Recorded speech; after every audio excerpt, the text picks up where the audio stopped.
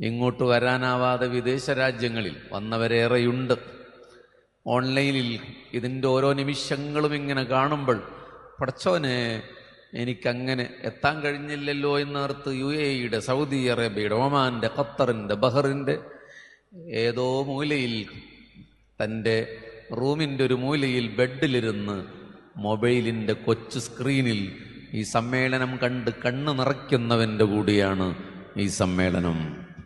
അങ്ങനെ പൂതി തീരാത്ത സമ്മേളനമെന്നാണ് ഞാനിതിനെ വിളിക്കുന്നത്. ശതാബ്ദി സമ്മേളനമെന്ന് നമ്മൾ ഒരുപാട് പറഞ്ഞു. അത് മാറ്റിവെച്ച് ഇന്ന് പറയുകയാണ് പൂതി തീരാത്ത സമ്മേളനം. എത്ര കൂടിയാലും ഇനി ഒരു നൂറ്റാണ്ട് കഴിഞ്ഞ് നമ്മളുണ്ടാകില്ലല്ലോ എന്നോർക്കുമ്പോഴുള്ള സങ്കടത്തിൻ്റെ പെടച്ചിലിൽ പൂതി തീരാത്ത സമ്മേളനമാണ്. ആഗ്രഹിക്കുന്നവരുടെ, സമസ്തയെ നെഞ്ചുചേർത്ത് പിടിച്ചവരുടെ ഹൃദയപ്പിടച്ചലാണ് പൂതി തീരാത്ത ഈ സമ്മേളനം.